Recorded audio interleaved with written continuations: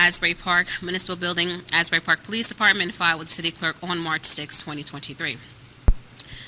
Asbury Park School District will provide all students with a comprehensive progressive education where everyone possesses the skills and character to succeed in a diverse, evolving global society. Roll call, please. Mr. Grillo? Here. Ms. Lazinski? Here. Dr. Penna? Mr. Remy? Ms. Ricks? Here. Mr. Rogers? Here. Mr. Saunders? Here. Ms. Alls Bay? Here. Ms. Cook? Here. Please rise for the flag salute.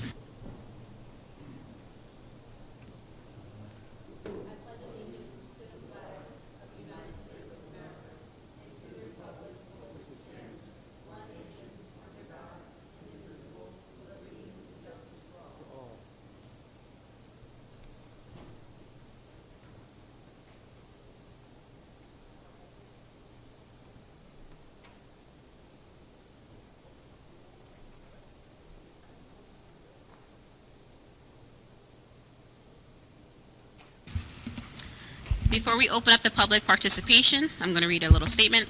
In accordance with the Board Policy 0167, Asbury Park Board of Education recognizes the value of public comment on educational issues and other matters of importance, and provides members of the public with the opportunity to express themselves on school matters of community interest. The public comment portion of this meeting is not a question and answer session, and all public comments shall be directed to the board president or the presiding officer of this meeting.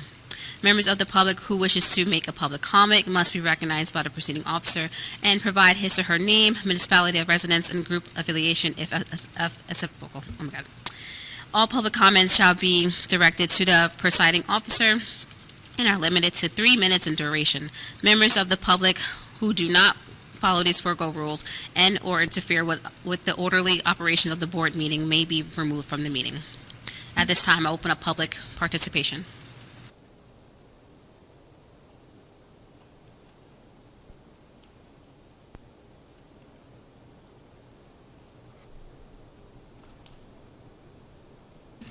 At this time, I will close public participation.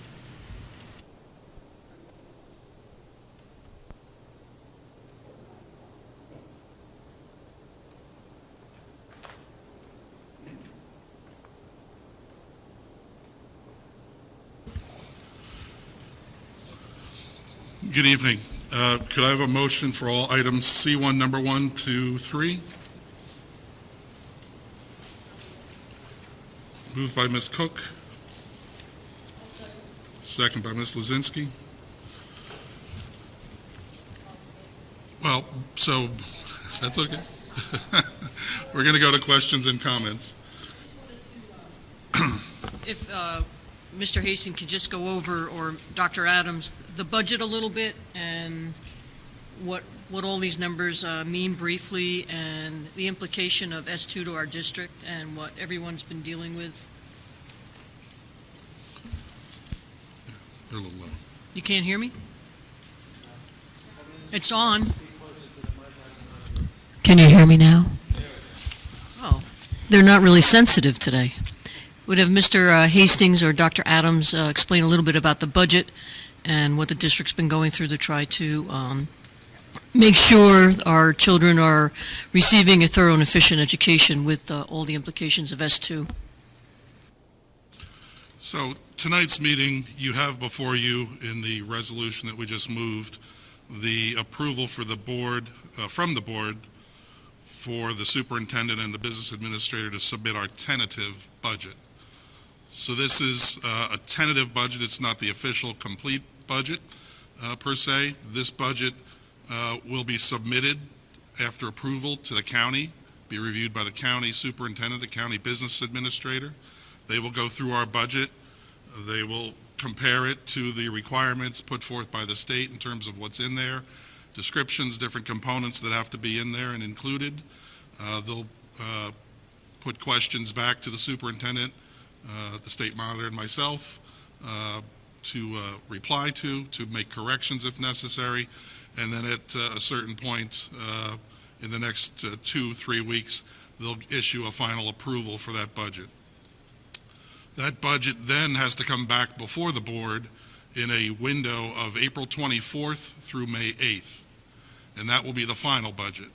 And that budget will be presented to you. We'll do a PowerPoint, and we'll go through the various components of the budget in a little more detail, and have the board ask questions, and then vote on the final budget, which will then be submitted back to the state and to the city for taxes and those purposes. What we've provided to the board today are sort of 3 different bits of information. So on the white sheet you have there, which is a draft document, we've started with the impact of S2 and what the district of Asbury Park has been experiencing over the last several years. So you can see from that top chart, over the past 10 years, from 2013 school year to the 2024 school year, the district has lost $34,492,663 in state aid. So that's $34,492,663 in state aid. Significant impact on that is the S2 bill that Ms. Lazinski mentioned. The S2 bill attempts to claw back funds from districts that have been receiving hold harmless aid. It also looks at the adequacy budget. The adequacy budget, again, is comprised of really 2 components. One is what the state, according to their model school system, says Asbury Park should be running the district on. That number is about $42 million. They then look at the district, the city, the ratables, the income of the city, of the community, and they come up with what they determine to be the local fair share, or basically what property taxes should be raised to support that $42 million school budget. Right now, again, they're looking at $42 million approximately as the budget to run the district in a thorough and efficient manner, and they're looking at the city, the community, to contribute $26.7 million to that budget. They then do the quick math and come up with what the state aid should be based on those calculations. And the state aid based on those calculations is about $14.7 million. Now, when the S2 bill was implemented back in 2020, the district was not collecting close to its local fair share. So we were collecting about $10 million less than what the state was saying the town should be contributing.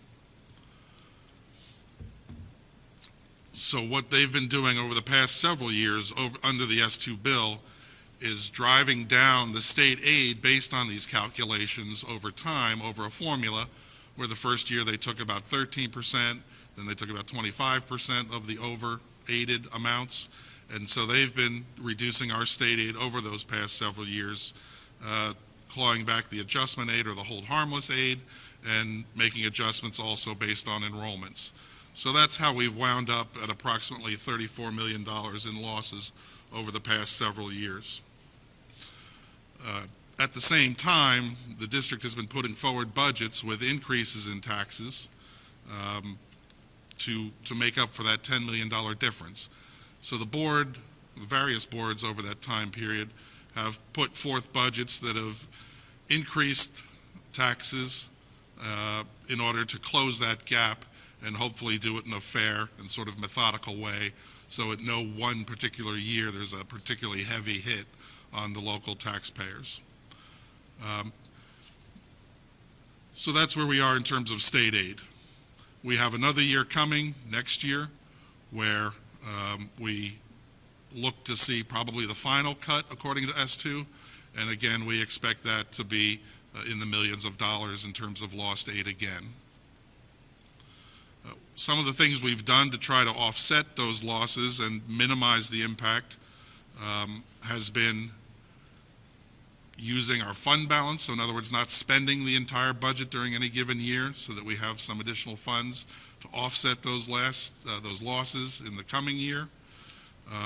And through the superintendent, through the state monitor and other administrative folks, through the unions, both the teachers union and the supervisors union, the district has been looking at efficiencies and how to create efficiencies within the district to help again reduce costs. So all those things go into trying to meet the loss in aid with a minimal impact on the educational system here and the education that we're offering to the students of Asbury Park. If you look at the left, I've got here some budget drivers. So for 2023, our operating budget was $49.5 million. We're looking at 2024 based on the revenues at $50 million. Of that $50 million, we're looking at about $21 million in state aid. We're looking at about $6.7 million in a one-time award of aid called equity aid. And that was born out of the ARP and federal monies that were coming to the district and the state's requirement to not reduce funding to schools. So that was a one-time aid payment that the district received of about $6.7 million. We carried forward a surplus of about $625,000. We have other revenue sources where you'll see on the agenda we're withdrawing funds from our maintenance reserve. And we're also receiving extraordinary aid, which again goes to offset some special education excess costs and some semi or Medicaid aid to the district. And then the final number there for 2024 is the local fair share that's being put forward at $21.8 million as the local tax that will be collected for the 2024 school budget. Below that, you'll see we have some impact items or increases in our 2024 expenditures. The most significant there is salaries that we offset last year, or this year basically, to the amount of about $5.4 million using grant funds. Those grant funds were a one-time offering, so those funds need to be made up from other sources in the 2024 budget. We're looking at significant increases in regular and special ed transportation. We've all seen since COVID has subsided that getting bus drivers, getting routes, getting full service from the various bus companies has been extremely hard, extremely difficult, as well as getting substitutes and cafeteria aides and other sort of part-time positions filled by these various vendors, which has created the need for them to increase pay and their costs in order to attract folks. So we're going to see an increase in our special ed and regular ed transportation to the tune of about $1.5 million. Asbury Park, along with many other districts, is part of the state health benefits system. The increase in January in those costs was 15%. So the state health system increased our premiums across the state by about 15%. And then the other increase we have is our increase in charter tuition. So the charter schools have been granted permission to open additional high school grades, and that's been pulling from some of our students, and that's increased charter tuition overall to about $12.5 million, or an increase year over year of about $1.6 million. So those are items that have gone into the budget for the 2023 budget that now are being increased by those amounts in the 2024 budget. And as you can see, most of those items we don't have significant control over.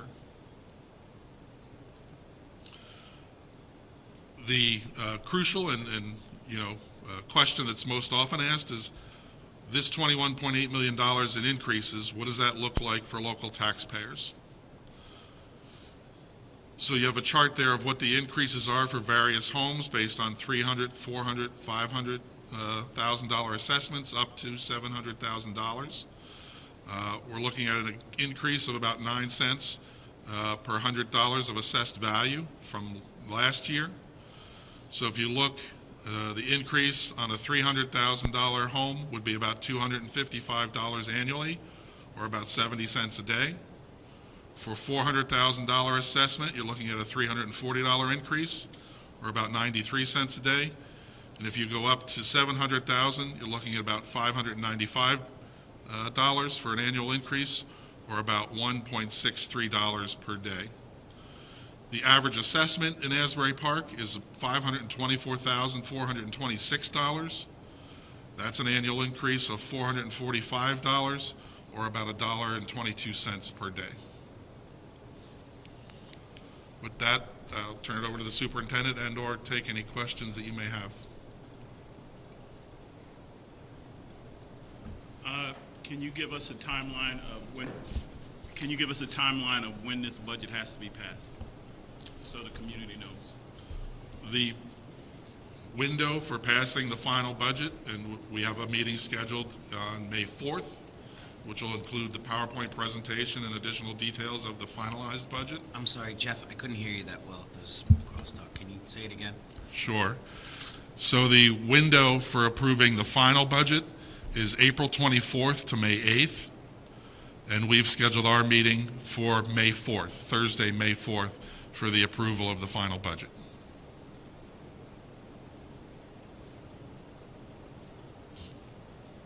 Anybody has it? Right now, are we going to? I just want to make it clear that these tentative increases, the impact increases. Right now, there's no other opportunity to get state adjustments or any other funding to help offset these costs. No, the governor gave his budget address on February 28th. 2 days or 48 hours after he gives his address, the state is required to release their state aid numbers. So we've received our state aid numbers on March 2nd, and those numbers included the $20,702,767 of state aid that's being contributed towards our budget. Now, I've seen in the newspaper, there's talk of various things, emergency aid and some other things that are out there, but again, none of that has been finalized, none of that is set, so we'd have to abide by the numbers that have been provided, because these are the official numbers today.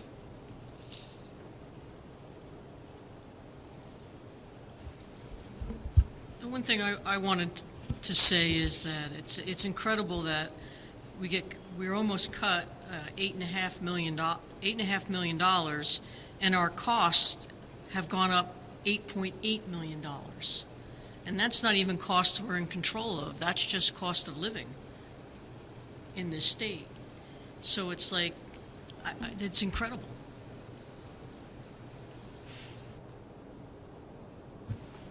So I have a couple.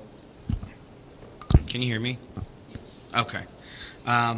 In terms of the state health benefits plan, from what I'm hearing, there's a lot of school districts and municipalities that are kind of jumping ship from the state health benefits plan. I'm wondering whether this is something that we need to explore so we're not kind of stuck. Because it's almost like the same thing that we see with enrollment, with our schools. The more entities kind of aren't or don't participate anymore in the state health benefit plan, the rates go up for everybody else. And I'm wondering whether this is something we should be exploring as a board. So when we talk about the benefits, that's tied into salaries. Yeah. So that's also something right now we're under a current agreement with the associations. So that's something that has to be negotiated. As we look at the cost of health care around the country, that's not a cost that is decreasing. So a lot of times when we look at our brokerage conversations annually, we also price compare to what the packages per family or a single, or the various levels of individuals that would need health care. And that, whether it's the state plan, and that's negotiated, so you would know that most of those have a larger contingency of districts, so there's greater opportunity for discounts.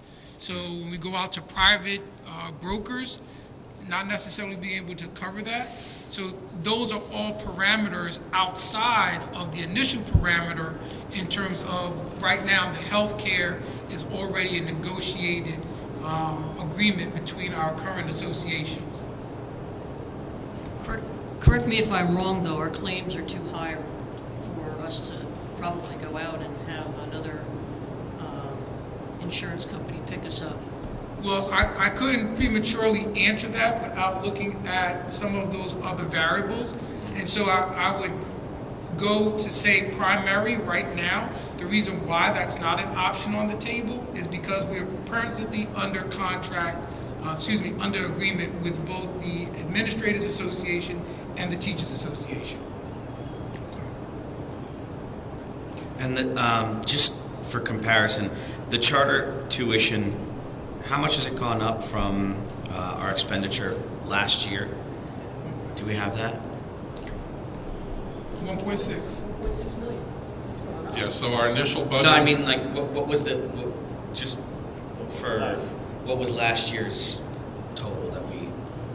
So last year, charter school tuition was approximately, I would say, $11 million. At the beginning of '23, this school year, we had budgeted about $11.1 million, Right. based on their estimates. Right. Next year, the state gives us that number that we must budget, and that number is $12.6 million for the 3 charter schools. All right. Looks like Ms. Waters is earning her $133,000 a year. Just saying. Right now, salaries no longer grant funded. So the community knows what type of staff are we looking at that needs to be funded in this category. So last year, we budgeted through ESSER funds about 55 staff to be covered through, I believe, 6.9 in terms of the ESSER coverage for staff. 5.4. And so, 5.4. And so with that, when you look at the monies in terms of the one-time equity aid, that's really, if you're a gambler, that's a push in terms of covering those staff that we would have not been able to provide salaries and benefits for. But what type of All staff, All instructional staff, which was outlined in our ESSER funds. So also, this is the mandatory item that has to be funded not only after this year, but continually. So it's not this is a one-time grant. So people need to know that this is going to be continual, that needs to be funded. So I think the key thing that Mr. Hastings has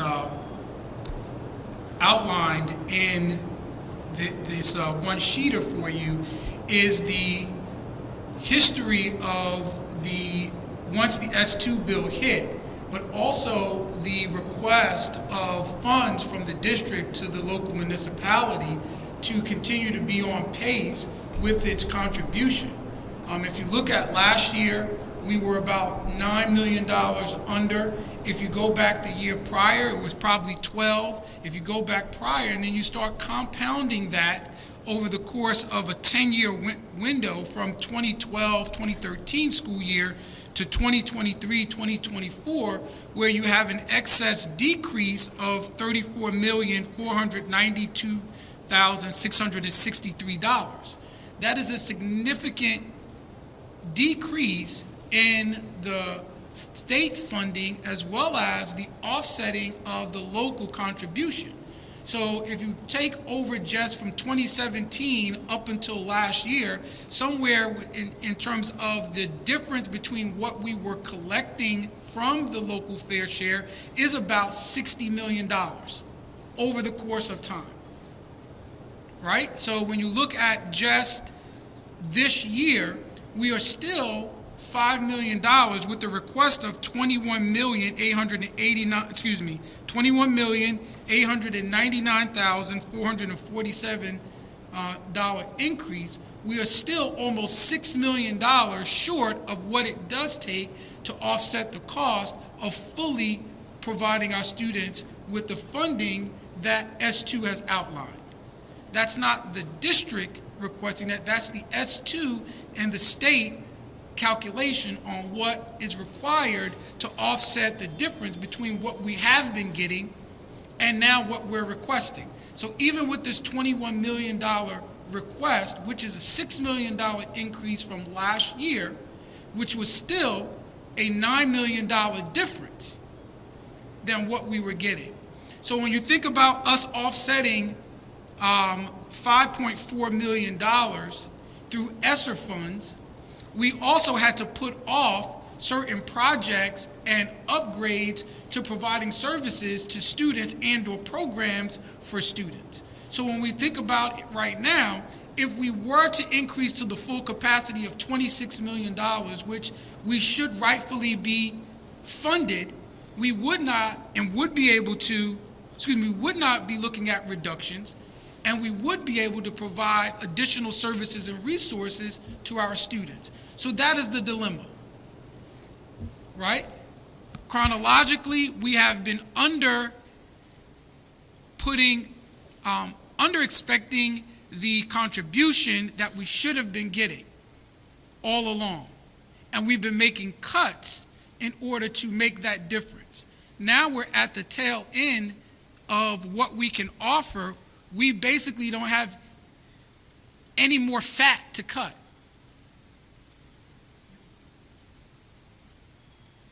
So, and we're still looking at, again, a $6 million difference according to what S2 has said the local contribution should be going into this year.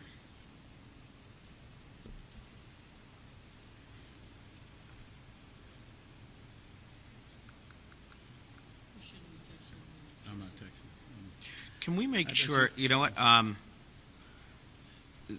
this sheet that has all this information, can we put this on the website or online or somewhere where folks can see it? Because we're seeing it right here, but a lot of people aren't gonna see it. I don't think the folks online are gonna see it, unless it's up on digitally. But I think it's important that folks see kind of what S2 is doing to us, and the charter schools. I thought with the health benefits, it was where, as long as we could provide a similar service, that we could switch at any time. But I thought that was in, I went to a. So the typical term is equal or better. Equal or better, right? Because Right, I went to yeah. But the ability for the district, for any district, to go out and solicit better premiums is dependent upon the experience factor of that district. So companies are going to look at what the district has cost the company in healthcare, what services they've had to provide, and whether it's beneficial for them to take on our district or any other district based on what the premium should be. So they look at experience factor. So the rule of thumb sort of is, if you're between 90-95% of your premium in terms of costs, you're attractive to outside clients. If you're over that, if you're in the high 90s or over 100 in terms of that number, based on the average costs of a district on healthcare, then you're not going to get a better deal, if you will. Right. So the other problem is districts that have better experience will leave the state program, and that leaves a larger group of higher cost districts. So that starts to sort of spiral, and then that cost is just going to continue to be driven up because you don't have the lower cost districts offsetting some of the higher cost. So we've put in to the state to ask for our experience over the past 3 years, and we'll look at that. That was discussed, I believe, in finance, in the finance committee with Ms. Lozinski and the other members, and it was discussed with our broker as well, and we're looking at that. But, again, as of today, this is where we are. And as of 6:30 today, we haven't heard anything about this emergency aid that Senator Gopal is trying to get from the governor, right? Okay. I just, Go ahead. I just had one other question in reference to the discussion about the amount of money that we supply to the charter schools. In the DOE's infinite wisdom, I guess, and approving a third high school for our 1.4 square mile city, do you have an estimate of how much additional funding that is, or how many students that the district will lose or could lose to the high school? Do you have any ideas, how many seats? Just a question.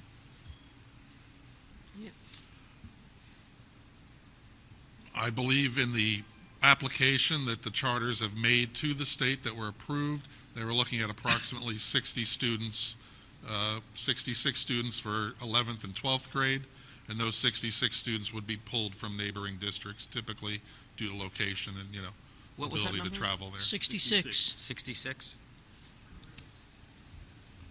You said per 66 grade? 11th, 66 12th. 11 and 12. Per grade? Yes.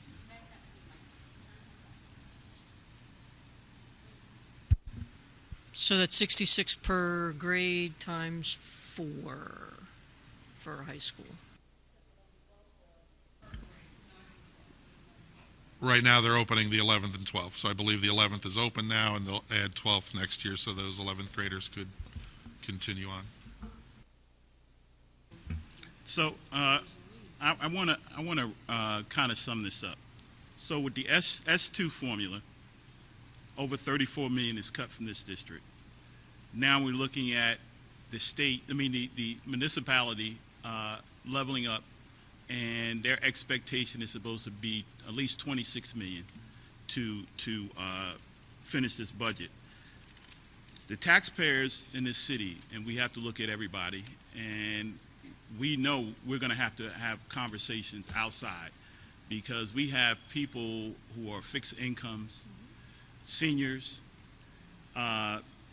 We're building multi-million dollar condos that aren't paying into our school district. The increase in charter schools, which if we have the best product, we should be getting those kids back. So one of the things we need to do is push for that. And one of the most important issues is that this budget has to meet the culture and the climate of any other district in the state that has money. There should be no difference between us and anyone else on how we educate our kids.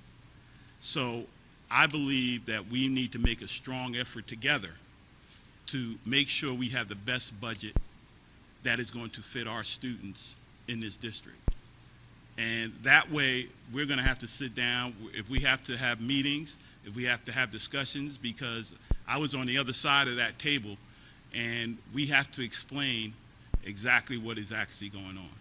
So the effort that we have to put into this budget, is it more about discussion, but it should be more about solutions and how we get there.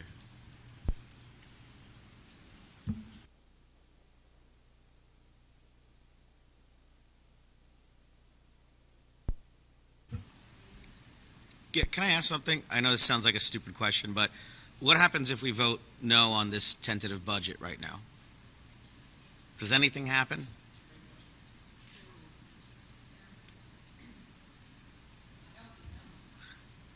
Well, I mean, But with it's all, only tentative, I'm Joe. saying, well, the reason I ask is just because it seems like there's stuff out there still that needs to be negotiated, at least, or is in the mix of getting negotiated, right? With this hopeful hopefully we get this emergency funding that'll fill this gap and help us with the S2 money that we took out. What harm is it to just hold off and just have another meeting next week and then adopt on it? Just Well, see the, if- I don't know if you can hear me. Can I you hear can me? hear you. I can hear you. The filing, excuse me, the filing date is the 20th. Okay. And that's a date that is issued to every school district in the state of New Jersey. So that date should be met. This is tentative, so if the funding you're referring to were to come before now and May 4th, when you have your final adoption, this budget can be changed to reflect that. Mhm. So basically, you have well over a month, the whole month of April, in which to make adjustments if, as I say, that funding becomes a reality. Certainly, everybody would like to see that happen, but there, as you well know, because I know that a couple of you are very interested and follow politics, this is a very political issue in the state, and not just urban district representatives are going to be voting on this question.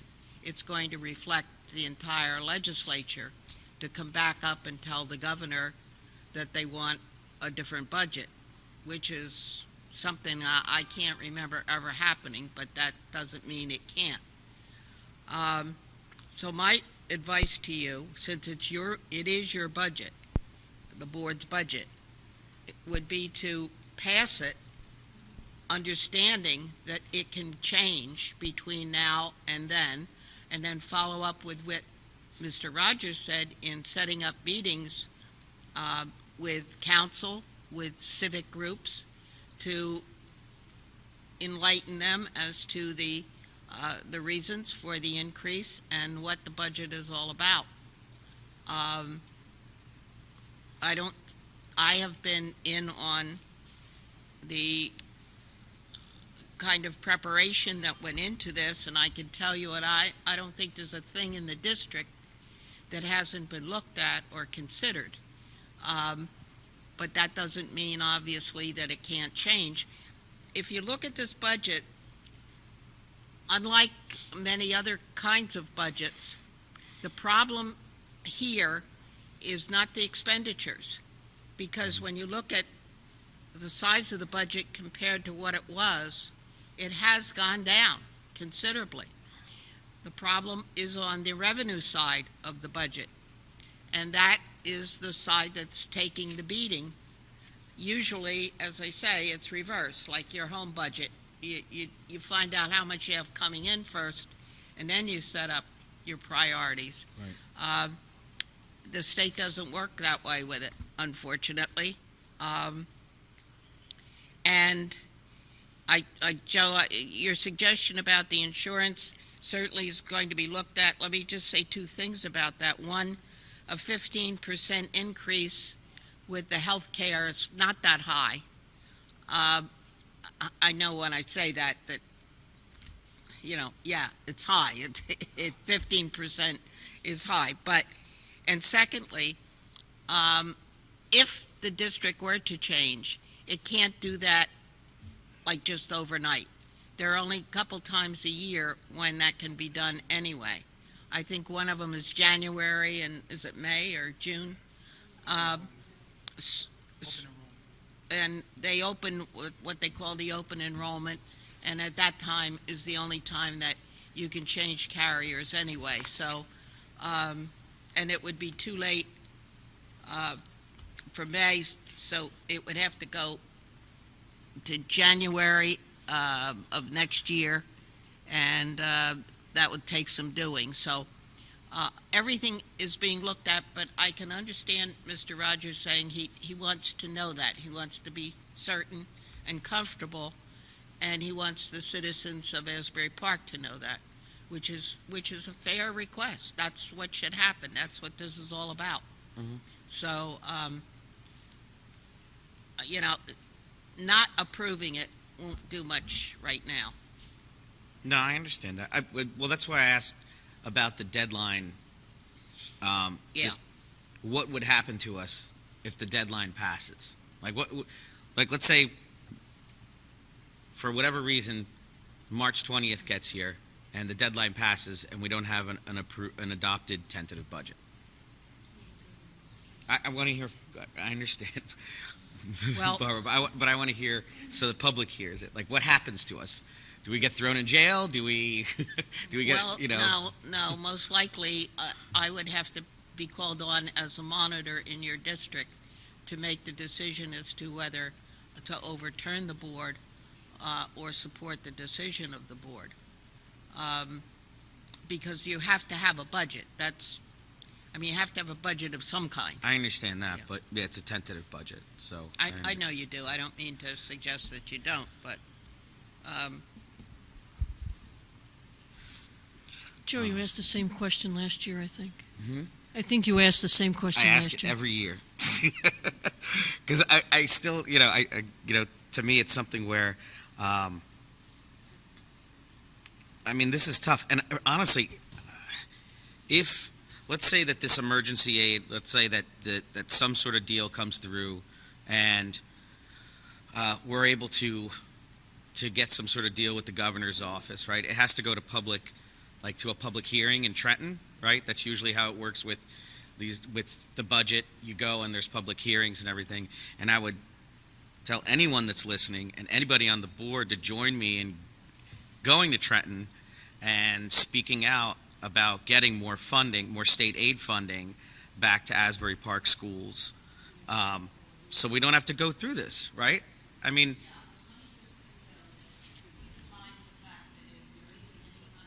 sorry. I'm sorry. Ms. Lizinski and Ms. Salisbury, my hearing is gone. I can only hear this. I'm sorry.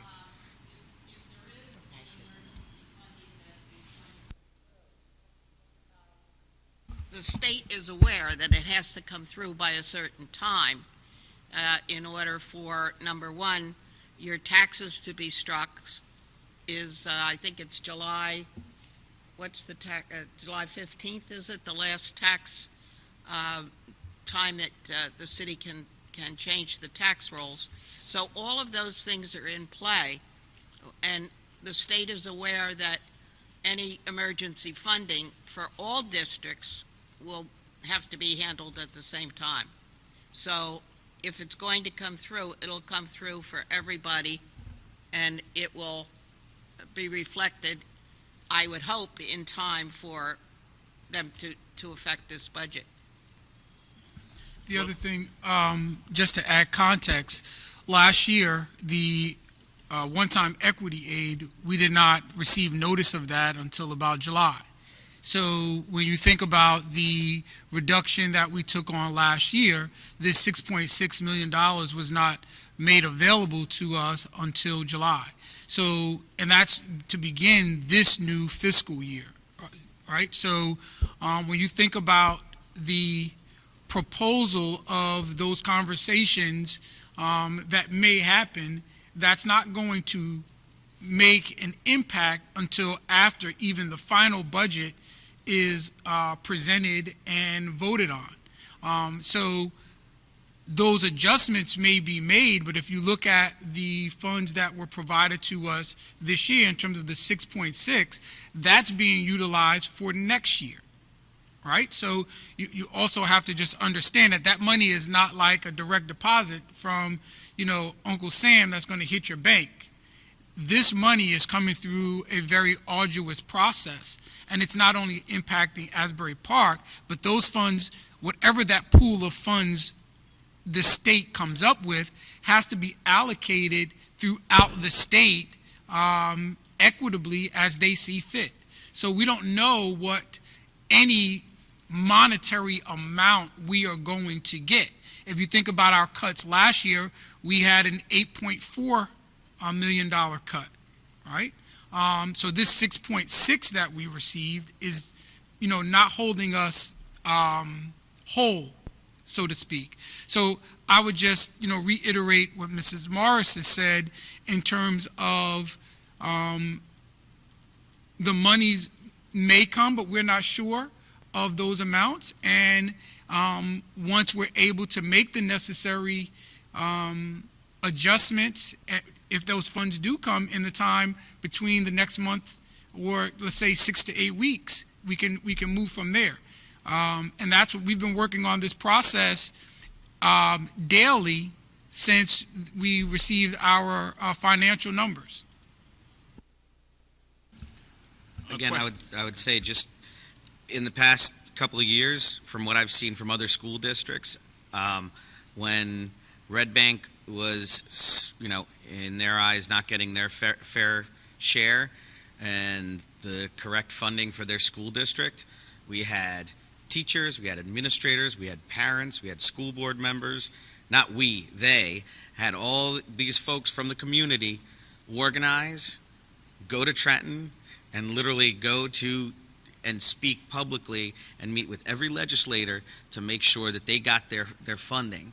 And we haven't done that in the past. I hope that if this deal does get striked, or this deal does happen, and we can go and speak publicly, that everybody, including parents, including property owners, including, elected officials, that we all go to Trenton together and make sure that Asbury Park gets the funding that they're supposed to, that is required, because this is just not sustainable. It's completely unsustainable, and what's going to happen is it's going to drive more families out. And I mean, I'm speaking to the choir here, but it's important that folks know that we empathize that this is going to drive more families out of Asbury Park. It almost drove my family out of Asbury Park, and it's something where if we don't go to Trenton ourselves and put bodies in front of legislators and in front of the folks that make these decisions come public session time at these budget hearings, they're not going to listen to us. So we're a square mile town unless we get in their face and explain the damage that this is doing to our kids, to people in the community, that this is just going to increase gentrification. We're not going to get, we're going to have to deal with this again and again and again. So I thank Senator Gopal with what he's doing, but man, this is huge. Not that we didn't know that this was happening, but people that I talk to go, I don't envy your position in Asbury Park. I'm like, well, we're going to just try to fight this as much as we can. I completely understand that. And what we've been told repeatedly is that until we are at the full capacity of the local contribution, the state is not going to budge in terms of the allocation of state funds that they will provide to Asbury Park. And that has come from almost everyone that we have talked to in preparation for the budget over the last several years. As they look, they always go back to the S2 formula, and they look at what we are receiving from our local contribution. And so when you look at that, and that's offset by another $5 million difference, the conversation has always been, go back to your local municipality. And the issue, if you think about going back to some of those budget hearings before, from some of the other non-Monmouth County legislators, their comments were they are not in favor of their tax dollars funding the education in Asbury Park. They want their local taxes to be contributed and staying in their local community, which hence led to the S2 formula and the insistence on that. So as long as we are underfunded at the local level, they're going to point us back, no matter if we bring signs, the entire busload of everyone along 4th Avenue, they're going to look at what our contribution has been, and they're going to tell us to look at the S2 formula, and they're going to, point us back, because that's been the conversation that we have had, right? Rightfully so, unfairly so, but that has been the position since we were the poster child, and I say we, although I wasn't here, but we the poster child for waste. But when you look at losing $34 million over a 10-year span, I would ask any district, comparable our size, comparable our issues, comparable our socioeconomics and our academic needs, to fathom a $34 million cut. And then still try to provide an adequate and thorough, efficient education for the students and the families in this community. So it is a great conversation to have. It is a great understanding to provide. But until we truly understand the position that the state is going to take and has been adamant about, and it's not lost on the fact that we have sustained significant cuts. And our cuts here in Asbury Park, I can't and won't compare to a neighbor like Red Bank or to any other district, because their academic issues are not the same, their student challenges are not the same, and for some parts, their communities are very homogeneous. And so when we're looking at the significant academic challenges that we have, we were just roasted a couple of meetings ago about having single-digit instruction, right? You look at 10 years, reduction of $34 million, and when you look at the presentation that Mr. Hastings put on earlier in the school year, and looked at the actual percentage that's actually going to teaching and learning, I would ask you to find out if those same almost, $3 million going actually to teaching and learning out of a $4 million budget is what other districts are also providing. That's not salaries and benefits. That's consumables. That's field trips. That's our instructional programs. That's our dual enrollment program. That's our CTE programs that we're all funding off of a small part of that pie. So when we think about the impact of this budget, and we think about the impact on the day-to-day instruction of the students that we provide services for, not those students who are at charter schools, those families have opted for those services, okay? There's nothing that we can do or say about that, right? They're there. We still have to, as a district, provide the funding for them, right? Because they're still taxpayers in the city, right? And we're talking the feeding districts, not only Asbury Park, but Neptune and Long Branch, or whatever those communities that have to provide for those students. But when we talk about the need and the difference in the funding, we keep getting brought back to the starting point of, we're not increasing until you are at a flat level with what you should be getting, right? And I know I kind of talked around about it, but I think it's very important that we have this conversation with the understanding that even last year we were $9 million short.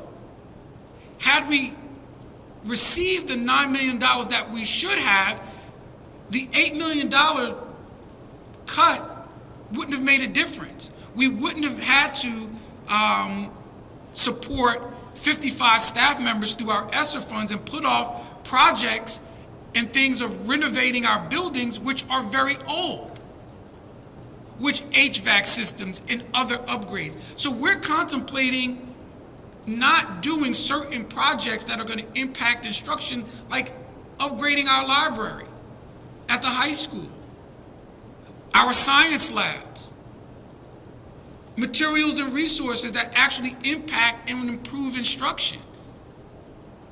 So when we're thinking about 70 cents, that's a bag of potato chips.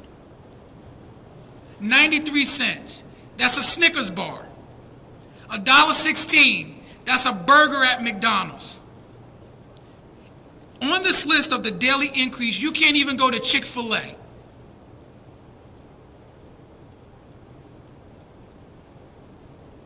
So when we start thinking about the impact of this, whether it's $255 annually or $595 broken up every day to $1.63 a day, aren't the students in this community worth $1.63 a day? Aren't the students in this community worth 70 cents a day? If you went into your car right now and just searched on the mats on your floor, you would find money in your ashtray that would equate some of these daily increases. We're not asking for $30 a day. We're not asking for you to take us to the Ruth Chris and give us, an a la carte, all you can eat. We're asking for the bare minimum. At a $300,000 home, 70 cents a day. Less than a bag of potato chips. You can't even go to the aisle of ShopRite and grab the candy off of the side for anything less than these numbers that are here daily a day. Not one thing. Not a cup of coffee at Starbucks, not even at Dunkin' Donuts. But our children are worth that. And we're still shortchanging it by $5 million. The district has been taking the cuts on the chin every year.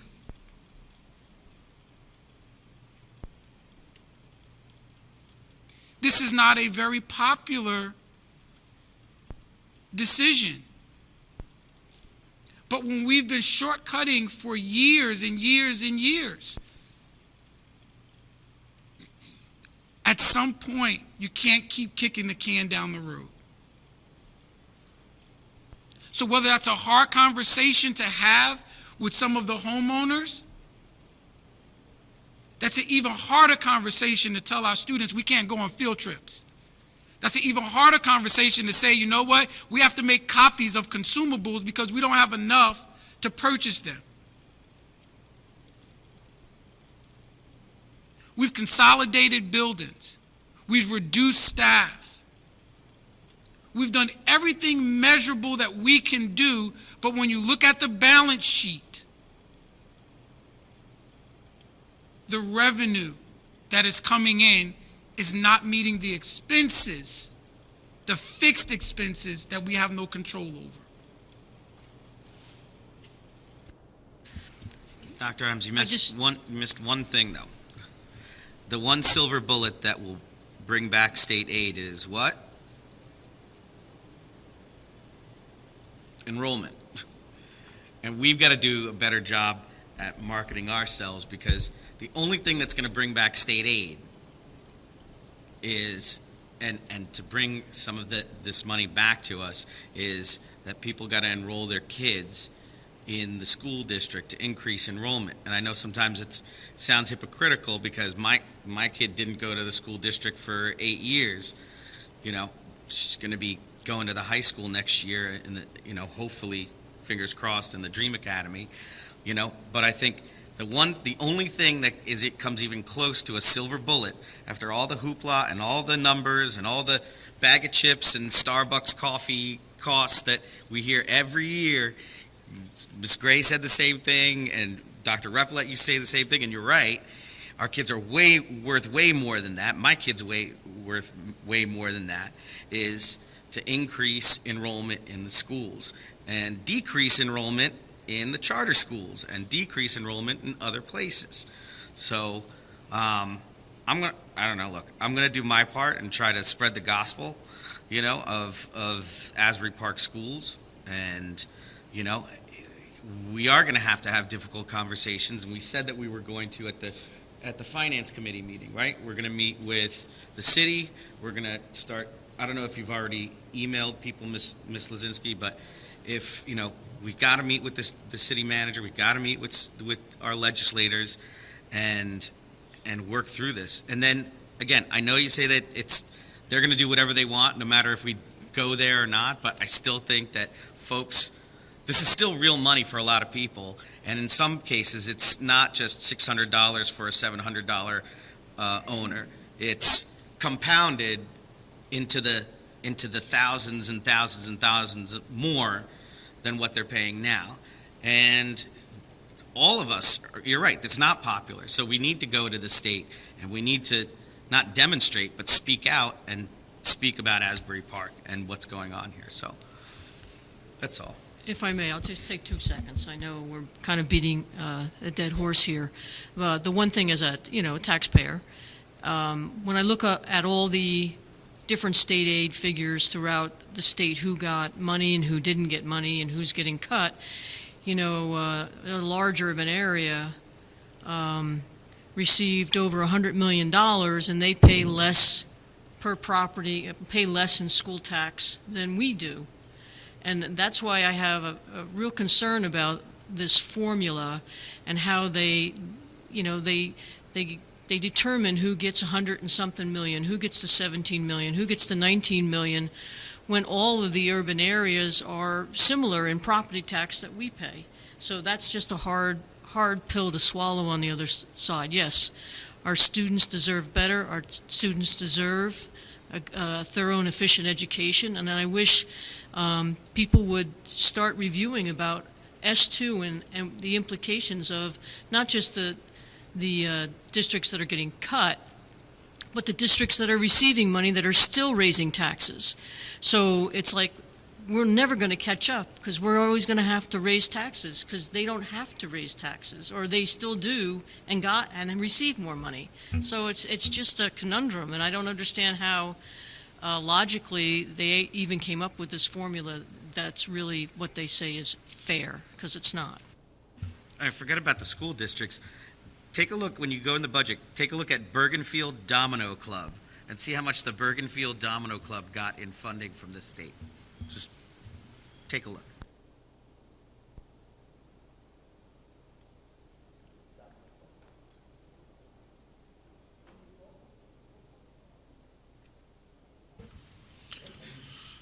Thank you. So we have all items C1, number 1 through number 3. Ms. Cook? Ms. Lozinski? Yes. Mr. Grillo? No on 1, yes on 2, and no on 3.